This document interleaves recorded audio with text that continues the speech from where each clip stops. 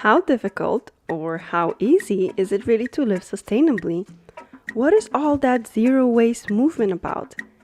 And how much is your bank account gonna suffer from your transition to a more eco-friendly lifestyle? Thanks for tuning in. I'm Valentina and welcome to another day in my life without plastic.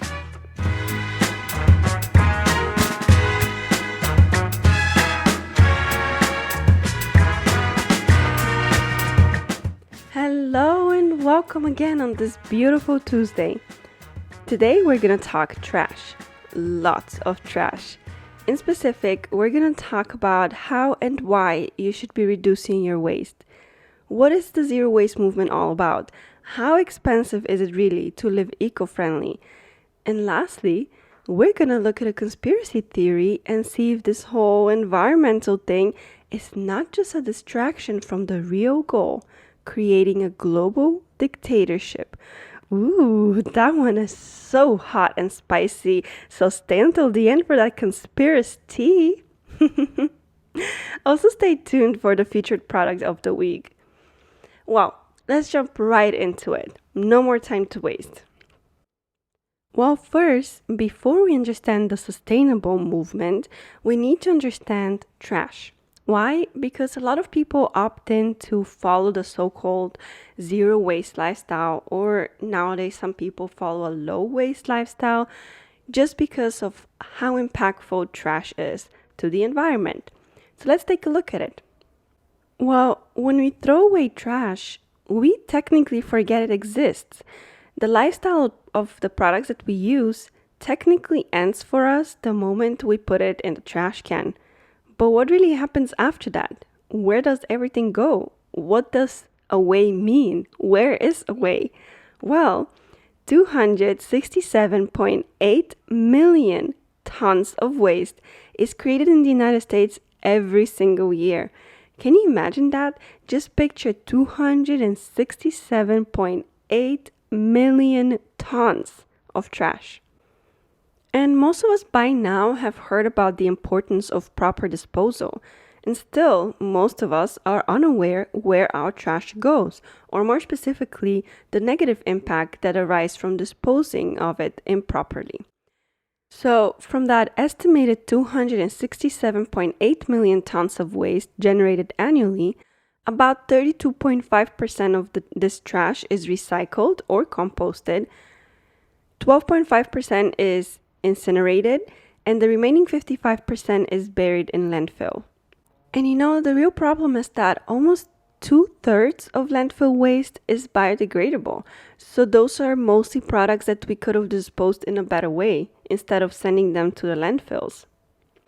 And what happens is that when this waste rots and decomposes, it produces harmful gases like CO2 and methane, which are both greenhouse gases and contribute to global warming.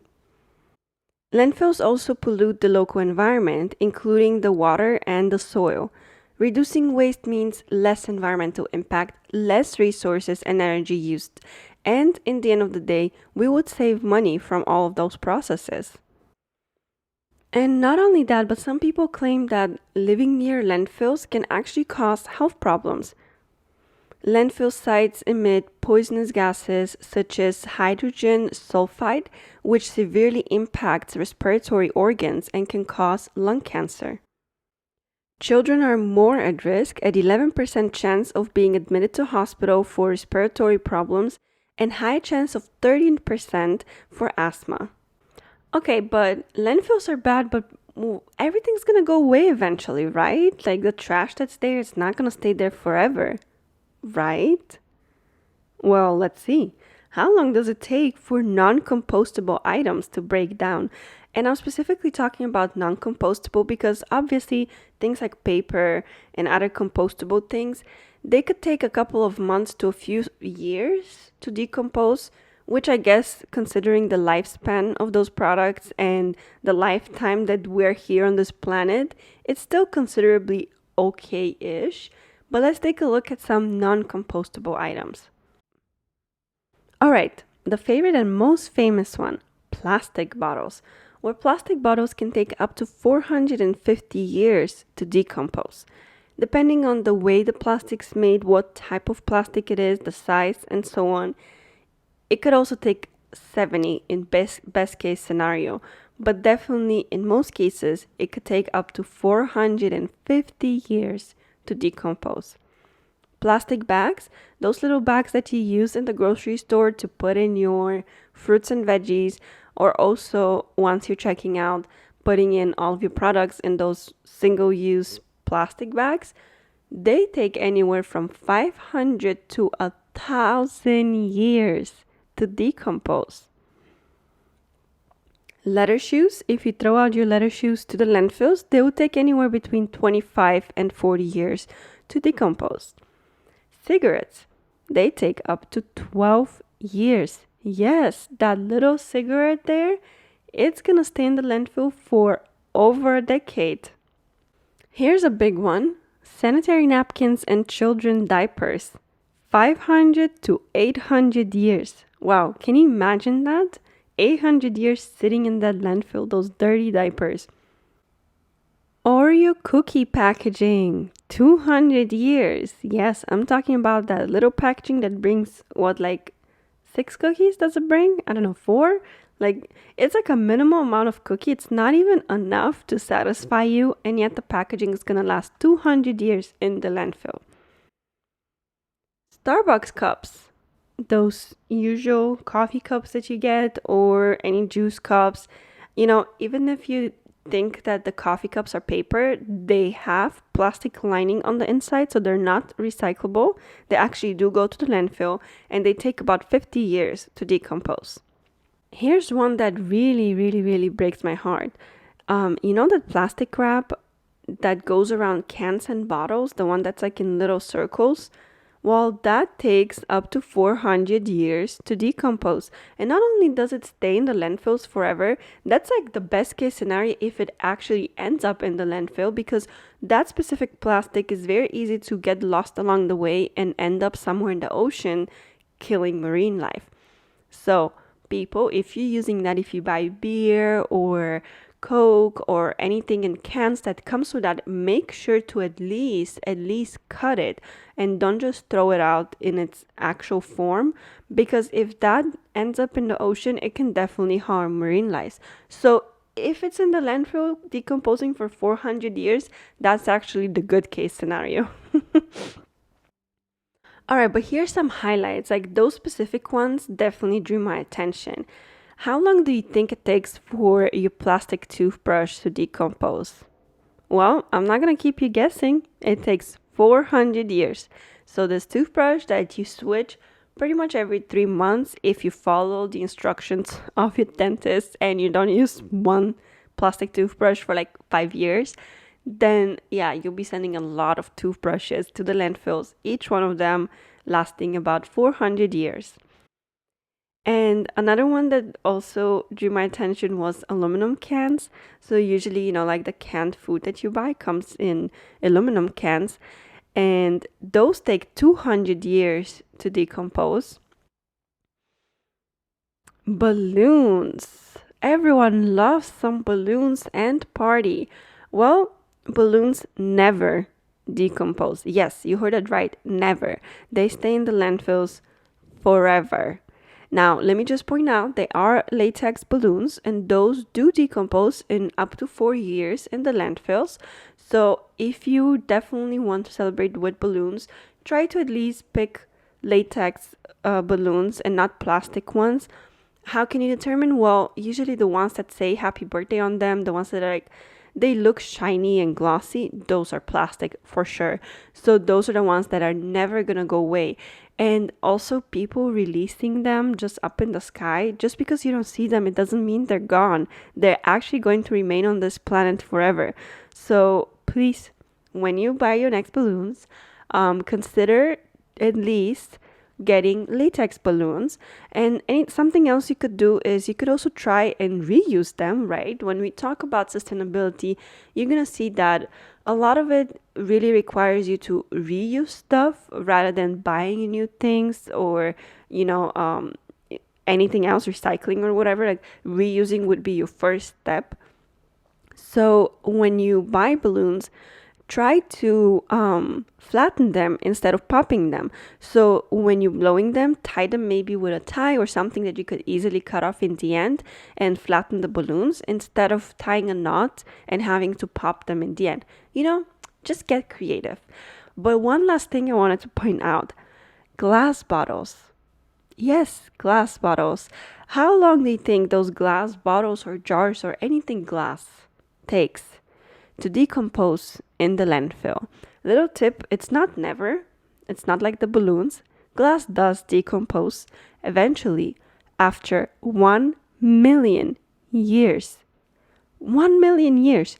Can you imagine that? That glass just sitting there for 1 million years? I don't even know how many generations that is. Just for reference, plastic can be recycled 7 to 9 times before it's no longer recyclable. And glass, steel, and aluminum lose no quality during recycling and can be recycled endlessly. I didn't mention this, but steel is another one that never decomposes. Steel is going to stay on this planet forever. So the best option for you is to find a way to recycle it so that at least you give it some new life instead of letting it sit in the landfill, because that's all it's going to do. It's going to sit there. It's not going to decompose or disappear, right? So literally, one day when the world has ended and aliens finally arrive here down to Earth, they're only going to find 1 million-year-old glass bottles and steel. That's all they're going to see. Well, anyway, I think you can see why there's so many people around the world that have put a lot of effort into trying to reduce their trash.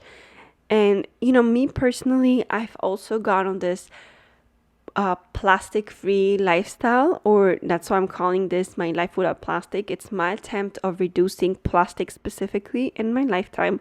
But of course, while doing that, I also get to think about different types of materials and other things that I want to reduce and that I'm actively reducing from my lifestyle.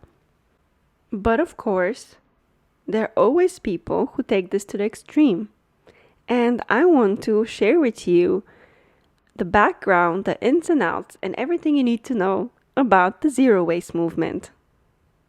All right, what is the zero waste movement? Let's start by explaining it, right?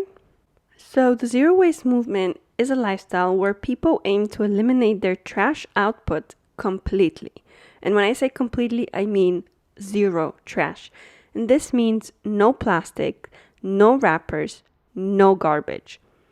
And while this may seem like an unrealistic task in today's very disposable society, everything, any product you can think of, most of them have a disposable version that a lot of people will opt in for.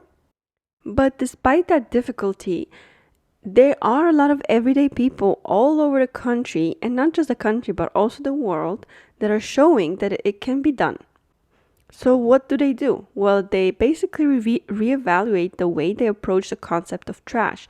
These leaders of the zero waste movement are teaching the world that we all have the ability to make a difference in protecting our environment. So what's the purpose actually of this whole zero waste thing? Well, a lot of waste we throw out on a daily basis ends up in the landfills. And like I mentioned, a lot of it ends up there unnecessarily because it could have either been recycled at least a few times and given it new life before throwing it out to the landfills, or it could have been reused or maybe repurposed, right? But instead, most of it has ended up in the landfill. And to put it simply, landfills are giant holes in the ground where waste is buried and then covered with soil or an alternative material. And the problem with landfills is that they're horrible for the environment. As a leading producer of methane, landfills contaminate soil, emit harmful gases, contribute to global warming. So those are all factors why people decide to refuse to produce any waste. But just like everything sustainable that we've talked about on this podcast so far, zero waste is no exception. And while the movement may seem and sound to be very new, the concept itself is not. In fact, any ancient or pre-modern civilization, tribe, or village would immediately recognize the concept of zero waste. or rather would wonder why exactly and when our wasteful practices became the norm, right? So just think about your grandparents and maybe even your parents. They're likely to remember a time when they returned milk bottles to the store, or they used reusable bags, containers, jars in the kitchen and at the grocery store. They didn't have to purchase everything in single use packaging, they brought their own containers. Also, older generations had the mentality of you break it, you fix it, whereas nowadays it's you break it, you throw it out. So a lot of things go to waste, even though new life could have been given to them and we could have repurposed them for different things. So many of the foundational concepts behind the zero waste movement can be traced back centuries, if not millennia. However, there are some notable differences and developments that have ensured the zero waste concept is suited to our modern levels of consumption and our growing populations. And while it is difficult to pinpoint exactly who started the zero waste movement and when, there are a number of big players and influential individuals who have helped push the movement into the mainstream. So, just a brief history of how the zero waste movement developed over the last few years. When I say last few years, we are going to go back a little bit into like the 70s and 80s to just explore how everything just started before zero waste was even a word people really used. So, zero waste is tied to recycling. And nowadays, recycling is seen kind of like the last resort for modern zero wasters. And we're going to explore this concept in a separate episode where we're going to really talk about recycling and what it means. Is it good or bad? Does it actually help or not? Right? We're going to talk about all of that. But for zero wasters nowadays, recycling is really seen as their last resort.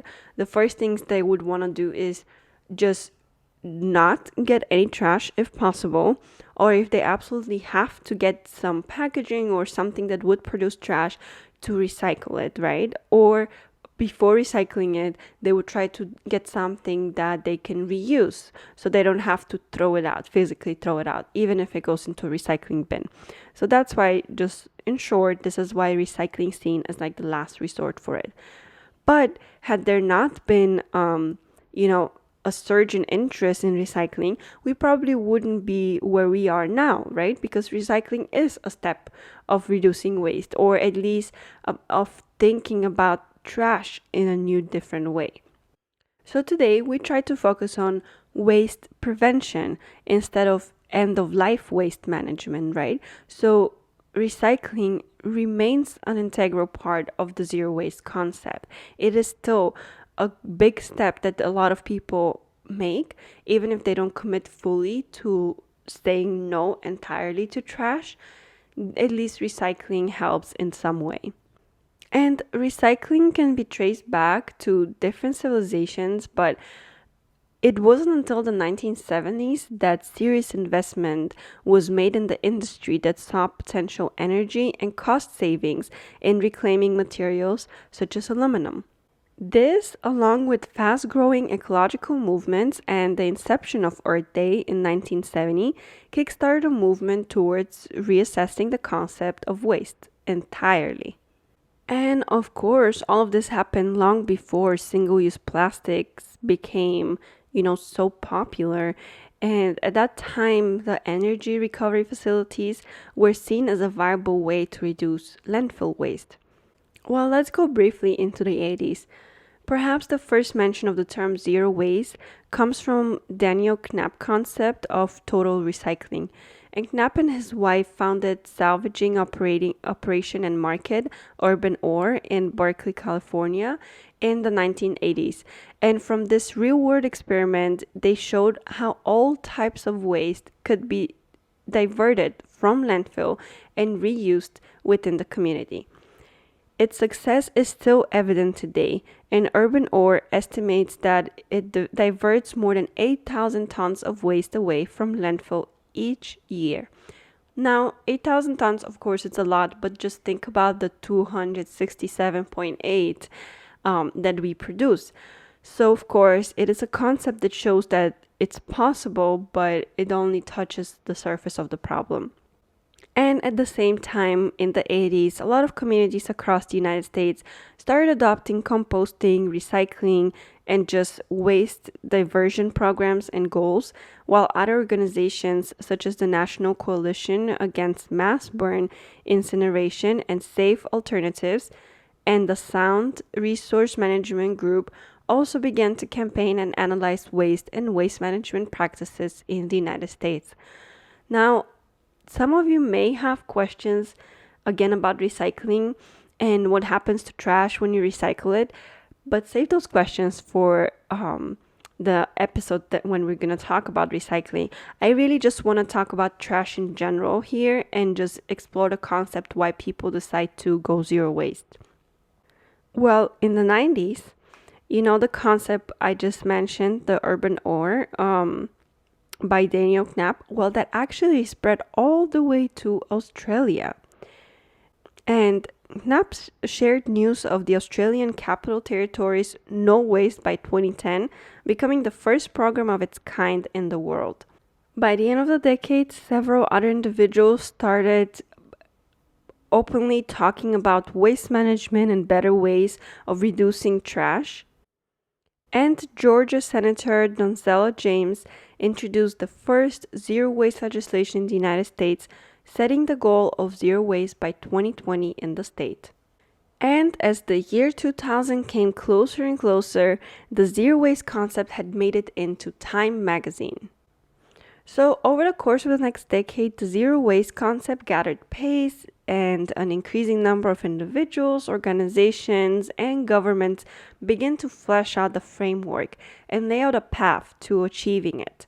Not just thinking about it, but actually a plan to achieve that goal.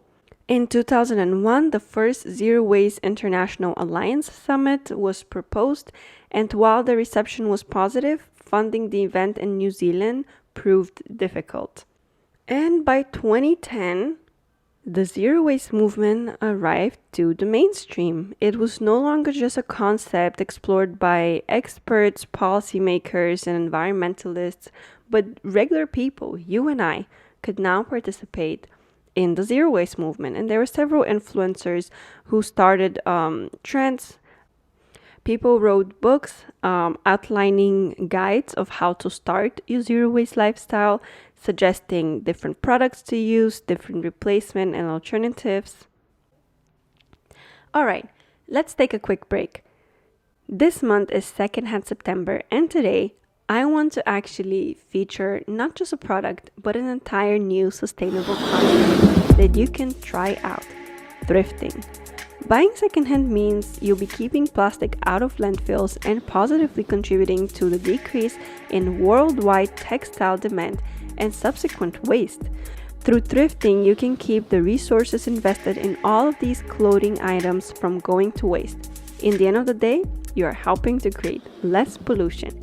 Also, if you're crafty, you can definitely upcycle your own clothes or thrift clothes and then upcycle them to make them look brand new.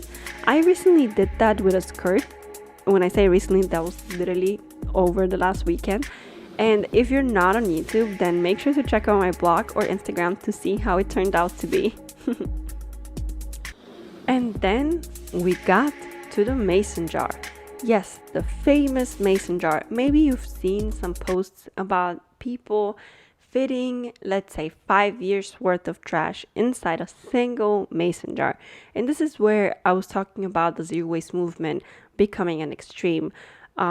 It was the concept of reducing trash, not simply reducing trash, eliminating trash almost entirely, to the point that you could actually fit 5 years worth of trash inside a simple, small mason jar. And I mean, of course, people who can do this, it's an amazing achievement and lifestyle. I think that everyone, again, chooses their own lifestyle and way of living. So we can't really judge anyone for their decisions. So if that's something that they can sustain and something that's convenient with their own lifestyle, then that's perfectly fine. But the problem with this was that it just became very unattainable for a lot of people. And we've talked about this. right? Like anytime something becomes an inconvenience for us, it's just so much harder to keep on doing it and just sticking to it. And that's a big problem, right? Because in the end of the day, this whole sustainability thing should be convenient for us. And the more convenient it is, the more people will participate. And similarly to veganism, right? People just think, well, being vegan is very hard because you have to say no to everything that comes from an animal. And some people just love specific animal products, maybe not necessarily meat. Some people love cheese, so they don't want to say no to cheese. And it just, again, puts us in little boxes and tells us to not move outside of that box. So if you want to be classified as a zero waster, in that sense, you would have to be able to fit your trash in a mason jar. Well, a lot of people nowadays started transitioning from this so-called zero waste movement to low waste movement. And there's a lot of influencers that have also spoken about it, which I'm really glad, because honestly, influencers nowadays are a big part of our lives. A lot of people follow them for tips, for lifestyle tips and so on. And, having them openly say, you don't have to be 100% zero waste. You can just try reducing in areas that you can, that are convenient for you. And let's call you low waste, just so you feel like we can classify you, right? Like people feel like the need to be classified and put in a group. So if you can't be called zero waste, let's just call you low waste. So that's the new term. So if you hear low waste, that's what it means. It's basically us everyday people reducing trash here and there, just not committing 100% to the mason jar lifestyle. But I mean, let's just think about the problems for a bit. What are the problems of living zero waste? Well, in my personal opinion, one of the biggest problem is that the movement kind of turns a lot into the issue of packaging, right? Because packaging is the most obvious way of reducing trash. So the first thing you're gonna do is you're gonna try to find something package free, shop bulk, or find something that in a package you can reuse or recycle. So you always have to be thinking about the packaging. But what happens to medicine, for example? If you or a loved one is sick, you're gonna think about the packaging, or you're just gonna go grab that medicine and give it to them, right? Like, at what point do you draw the line? Also, we have to think about buying something package free or with minimal or recyclable, reusable packaging. Is it necessarily better, right? Like, sometimes we have to choose what we stand for, and sometimes our values can contradict each other. So, for example, buying zero waste cosmetic products, it just may not be the best option for your lifestyle or for your health. Not everyone is blessed with perfect skin to use all natural cosmetic products that have zero chemicals, right? Most people will get oily skin or outbreaks and so on from using only all natural products, just because they're not strong enough for their skin types. Or what if you already have a certain condition? Like, let's say you have dandruff and you're trying to fix it. Are you just going to use home remedies and, all natural products to try and fix it? Or are you actually going to use something that, let's say, your dermatologist prescribes, even though this product would come in a plastic packaging? The other thing is that people oftentimes think about plastic as a packaging, right? As the box, as the container we get products in. But there's also such thing as microplastics. And I'm only going to briefly mention this because this is also a topic for a separate episode. It just has so much about it that I just can't start to even explain too much about it on here. We're going to spend another 2 hours talking about it. But basically, let's say shampoos. A lot of shampoos contain microplastics. So you may purchase something, let's say refillable. You go to a refill store and buy it in your own container. But what if that shampoo has microplastics? It's still gonna end up in the ocean. Microplastics, they're basically what, just like the name says, micro. You don't see them. They're part of the content, but when they drain into the water, they actually contain plastic. So that also pollutes the ocean. So at some point you need to draw a line and see where your values lie, what exactly you want to choose, what exactly you stand for. And sometimes you do have to go for that packaging, right? Like sometimes you can't say no. I mean, think about, let's say, toilet paper or diapers. Yeah, we heard that diapers are huge polluters, right? I think it was up to 500 to 1,000 years. They can sit in the landfills, each diaper. Well, some mothers are so busy. They work full time, their mother's full time, they have housework to do, other things to do. They just can't afford to be using cloth diapers and having to wash so many cloth diapers every single day. Some of them, and I mean, again, it comes back to convenience. It's just more convenient to use a regular diaper. So this is why the low waste movement is all about reducing waste in the areas where we can. So if you can't get rid of that diaper because it's more convenient for you to use regular diapers on your newborn or your baby, right? Then try reducing waste in other areas, right? And ever since I started consciously trying to reduce waste, because again, when I would go to my grandparents or even my parents, I can definitely see they have that mentality, not a zero waste mentality, but just the mentality of reusing things, just making the most out of things they own rather than using them one single time and throwing them away. So I've noticed that ever since I started to actively make choices to reduce waste in my life, I've also influenced some friends.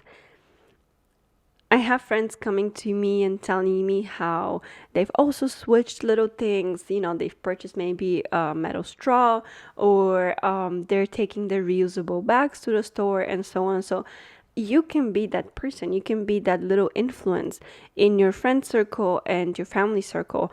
But again, this is something that you can't force on others. You can try and educate people, but you can't go and force them to change their lifestyles, because everyone lives differently, and what may be convenient for you may not be convenient for them. Or for that matter, they may not even have access to certain things. Like some people may not have access to recycling or composting. So you can't go and like force them to do it. You can educate them and they can see if it fits with their lifestyle, but you can't force anyone to do anything. So that's one thing we always have to keep in mind. We can try to be that positive impact, but we don't want to be that person to go and force people to live the way we want to live, right? This is where the backlash of the zero waste movement came, that it was so extreme that it actually turned people off. People wouldn't want to commit to any of it. They would say, well, why should I do something? I can't go all in, so I might as well not do anything. And that's wrong, because living low waste, or let's just say living imperfectly sustainable, can have such big impacts, such perfect results, right? The more people live imperfectly sustainable, the more perfect that result can become. But let's talk about the big question. How expensive is it to really reduce your waste and live more sustainably? Well, I took a look at this article. I'm gonna link it in my blog, so you can also read through it and see exactly where this person went. But basically, they're comparing the same grocery list from two different stores, and one of the stores is Walmart, another one is more of like a sustainable bulk refill store. So I just want to read through some of the prices so that you can see what they came up with. Okay, so for example, a pound and a half of black beans at Walmart, that comes, I think they bought metal packaging, so I guess that was a can, so a big can or several cans of black beans. came up to $1.44, and at the low-waste grocery store, it came up to $2.38 for 1.5 pounds of black beans. So it was definitely about $1 more expensive to buy it package free. So what she did was she just refilled a container. 2-pound rice, $2.32 at Walmart and $2.99 at the zero waste store. And then celery, $1.58 at Walmart and $1.29 at the store. So one thing that you're gonna notice is that usually when you buy fruits and vegetables, it can actually get a lot cheaper buying them without packaging. Why? Because when you go and buy, let's say, a bag of apples, they force you to get 15 apples. But sometimes, you just need 3 or 4. You're not going to eat 15 apples. And if you don't eat them, they're just going to go to waste. They're just going to rot. So that's one way you can reduce your expenses, by actually picking the exact amount of fruits and vegetables that you think you and your family will eat. And you're also going to reduce food waste, right? Because you're not going to be throwing away any food. But let's continue down the list and see what else she got. Okay, yeah. So for example, 10 tomatoes. In Walmart, they came up to $3.16, and in the low waste store, $1.98. Squash, onions, lettuce, spinach, carrots, garlic, all of these, they came up way cheaper in the low waste store. Apples, again, like I mentioned, apples. And then chickpeas, for example, that's again a can at Walmart for $1, and then in the other store $1.39 for loose, refillable chickpeas. So you just bring a container, put as many as you need. Now you can go and take a look at the entire list if you're curious about every single item on there. But overall, this was a vegan shopping list. So she opted in for a vegan shopping list. I'm going to tell you in a second why. But basically, she ended up paying at Walmart $59.76, and at Fresh Thyme, which is the low waste store, $56.10. So actually, she did save $3 from that same shopping list at the low waste store. It was more expensive at Walmart. Well, why did she opt in for a vegan shopping list? I mentioned that briefly when we talked about veganism. But overall, when you are vegan, you tend to produce less waste, right? Because it's much easier to, let's say, buy chickpeas and black beans and things like that, refillable from a bulk store, or in either with no packaging or minimal packaging, reusable packaging, and so on. Whereas if you eat meat most of the time will come wrapped in plastic, unless you go to like a butcher and you ask them to maybe put it in your own container if you bring a container. But other than that, anytime you go to the deli, anytime you just grab meat or any animal products for that matter, milk, cheese, and so on, butter, everything comes wrapped or packaged in plastic. So that's why it could definitely be much easier to reduce waste when you're vegan. But again, it does not mean that you have to be vegan in order to reduce waste. Instead, just challenge yourself. Challenge yourself to say no to packaging. It doesn't have to be perfect. Just try to do whatever is possible for you to do. Let those veggies run loose in your cart. Nobody cares. You're going to wash them before you eat them anyway. You don't have to put them in a little bag. And if you absolutely must put them in a bag, then maybe try to purchase the reusable produce bags that I had mentioned in a previous episode. You can wash them and reuse them endlessly. So if you absolutely have to bring bags to put your veggies in at the store, that would be a good investment. It only is going to cost you a couple of dollars and last you probably a lifetime. Next time you go to a store that has a bulk section, try it out. Don't be so intimidated. It can be confusing. The prices look different because it's per pound, but just try it out. Try buying the pasta, the rice, the beans in the amount that you would need, right? Like, this is how you can also save money. You don't have to buy in big quantities. You can just buy what you think you're gonna actually eat. And if you really want to one up it, definitely take a look at some refill stores in your area or some zero waste stores. For example, here in Miami, we have Verde, which is a store where you can go and refill a lot of different things. You could refill anything from shampoo and detergent to honey and to even beans and pasta, right? So you can literally go with your own little jar and you basically only pay for the content, right? You just refill whatever you need, you pay per ounce, and you walk out of there with zero packaging. So that's also an option. You can definitely try it out. It's really all about trial and error. When I first started, I ended up doing each of my grocery shopping trips in a different store until I found which supermarket was most convenient for me to purchase everything I needed, A, as package free as possible, and B, as budget friendly as possible, because I also didn't want to spend too much money. So again, the more people do sustainability imperfectly, the more perfect the result will be. Well, enough about zero waste and low waste and trash and all of that. Let's get to the spicy conspiracy. Well, today I'm only going to present to you one single conspiracy theory. Usually I do about 3 or 4, but I just wanted, this one was a bit long, so I didn't want to make this episode too long. So I just wanted to keep it to one single conspiracy theory. And I think this one is also a lot to digest. So let's see where we get with it. Just a little disclaimer. Like I always say, I don't take a stand when I present conspiracy theories.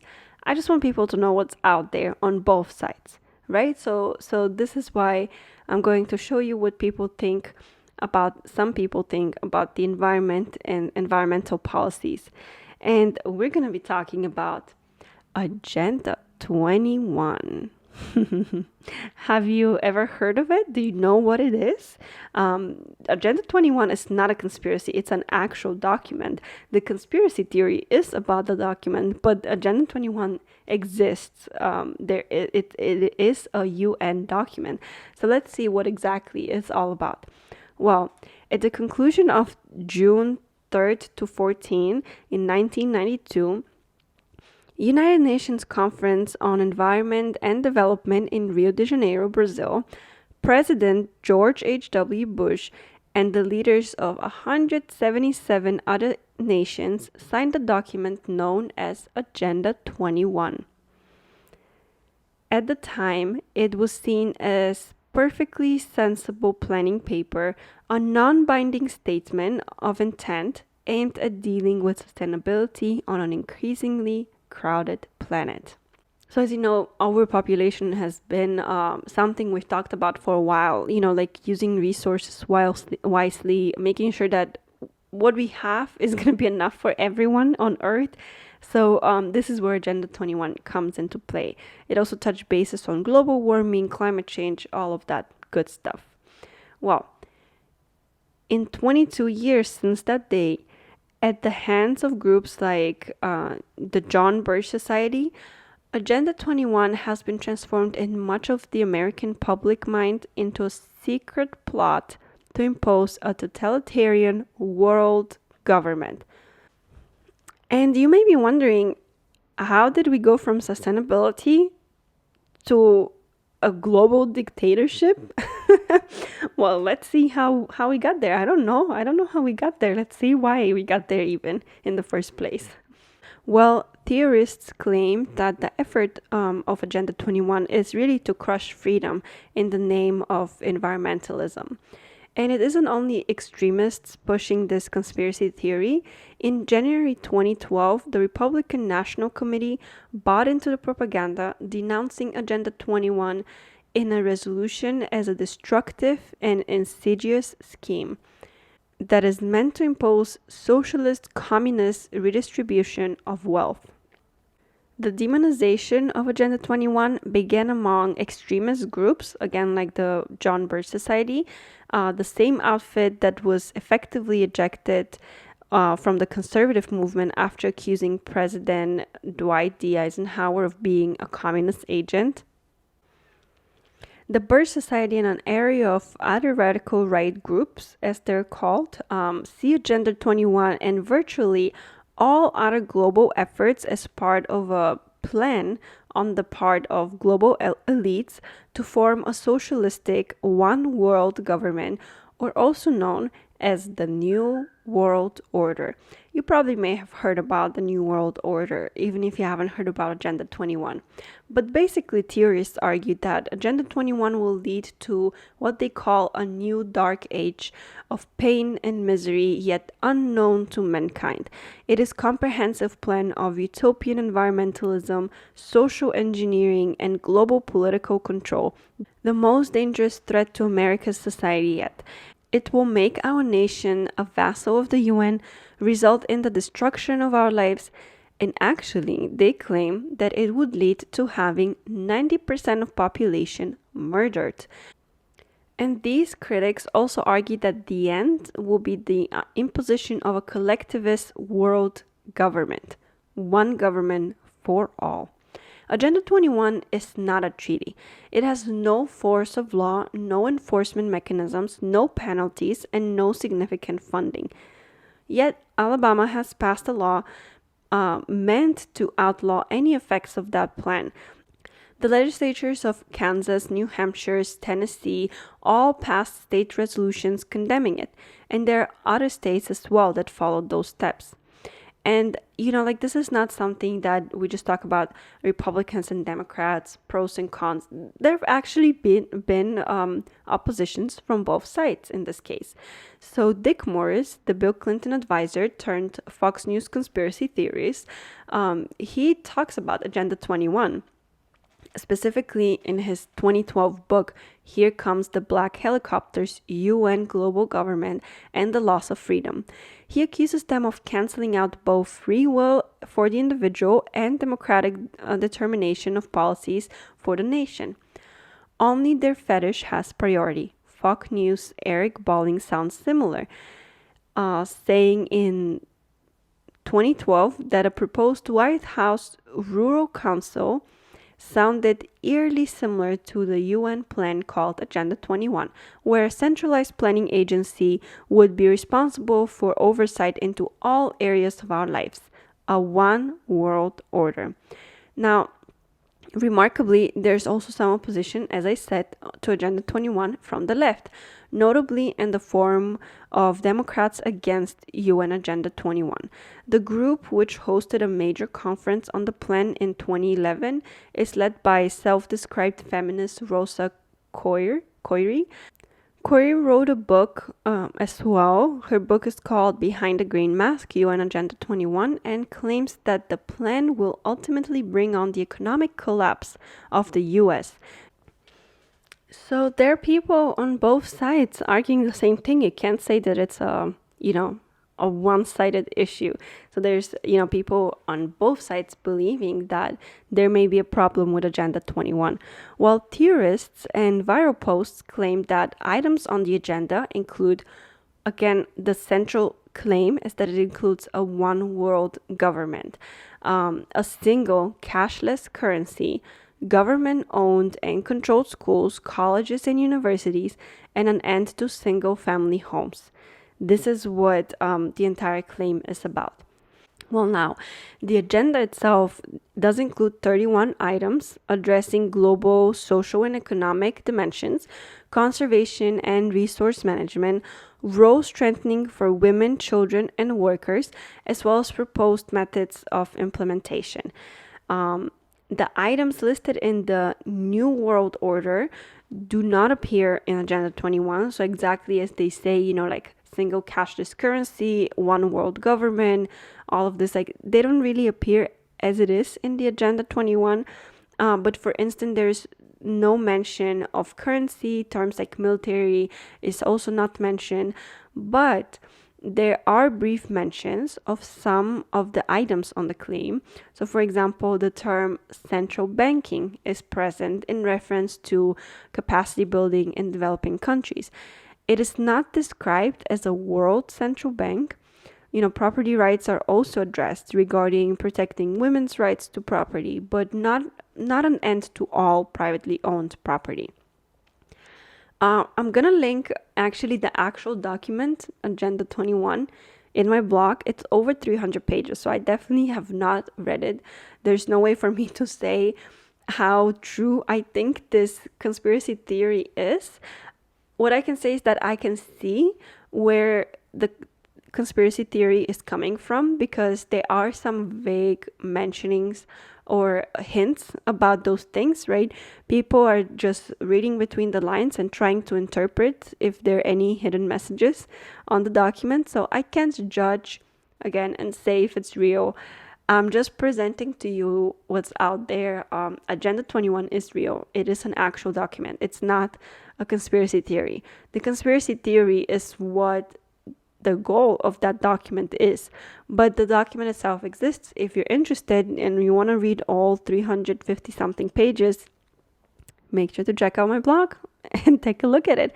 And if you want to just read the conspiracy theory about it, if you look up Agenda 21, you're gonna find more conspiracy than actual news about the document. So very easy to read more things there, but you definitely find tons of opinions on both sides. Just like any other conspiracy theory, there's always going to be in favor and against. Well, I think this was enough for today. We talked a lot of trash today. Well, I hope you enjoyed this episode. I hope you learned some new ways to reduce your personal waste, and hopefully you can make some small changes to your lifestyle. But make sure you stay tuned for next Tuesday, because we'll be talking about a specific movie and see how the environment and sustainability is portrayed there. We're jumping to pop culture. Also, check out my Instagram. I'm gonna be posting another poll that's gonna be featured in the next episode again. So stay tuned for that. And thank you so much for tuning in today. I'll see y'all next Tuesday. Bye.